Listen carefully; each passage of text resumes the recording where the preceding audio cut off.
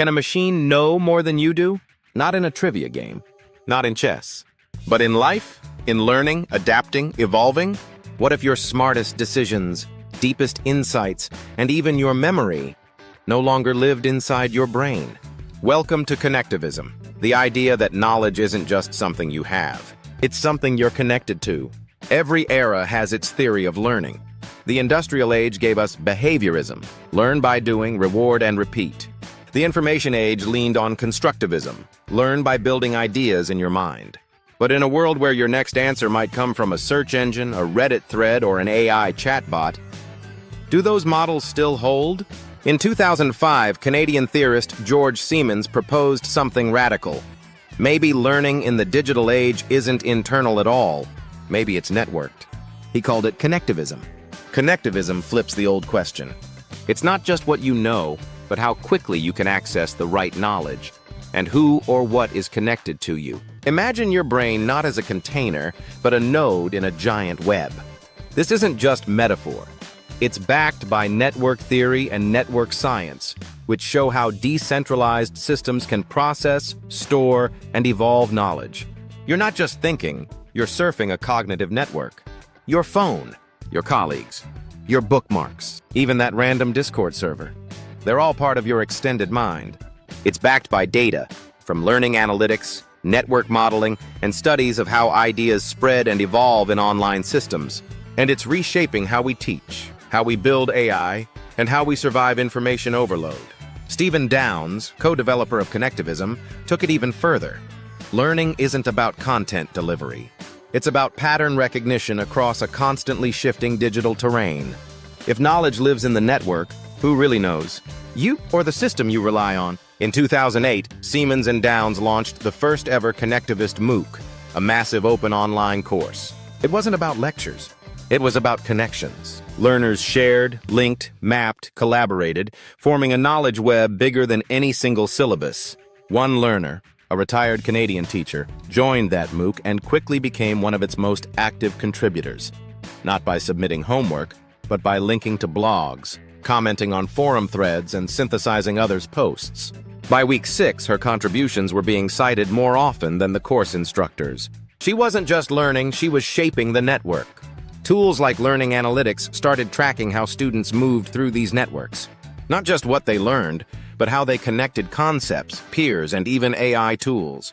Today, we're seeing AI tutors and adaptive learning agents begin to act as dynamic nodes in these networks, changing the way feedback, pace, and content are personalized. Rita Kopp and Adrian Hill examined this and asked, is connectivism a new theory or just a teaching method? But researchers kept pushing. In 2025, a team at Digos College used connectivist models to build academic resiliency in science students. Meanwhile, Dolata and colleagues showed how even digital agents, bots, can act as learning nodes. If your next tutor is a bot, can you still say you're the one doing the learning? So what is this model of learning? Think of a spider web. Every tug, every connection changes the whole shape.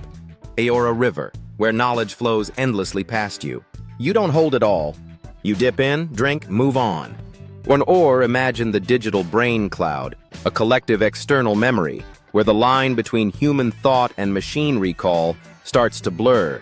It's the kind of world imagined in pop culture, like The Matrix, where knowledge is instantly uploaded, or Her, where an AI companion evolves through connection. In this view, Google isn't just a search engine.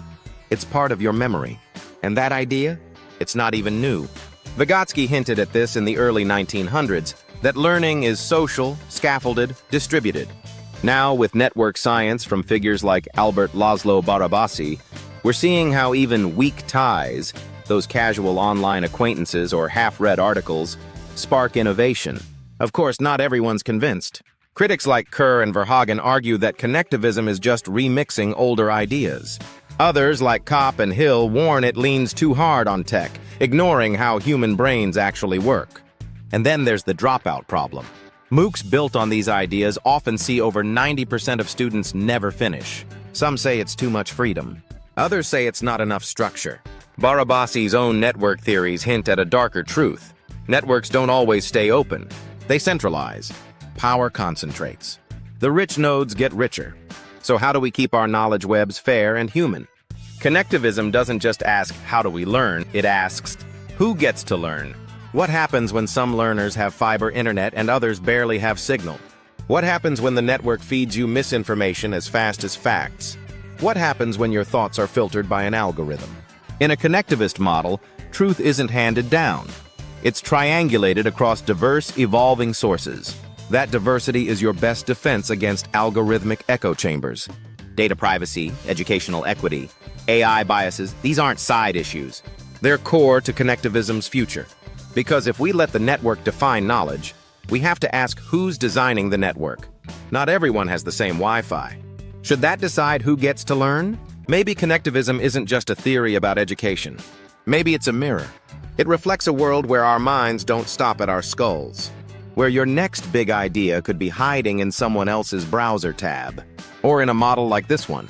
It challenges us to rethink memory, identity, intelligence. And as AI joins our networks, not just as a tool but as a node, we may need to ask a bigger question. Are we teaching machines to learn like us, or teaching ourselves to learn like machines? If that made your neurons fire, subscribe to Theory Spark. Next up, can AI predict your future? The science of personal data and predictive minds. And remember, sometimes the smartest thing you can do is connect.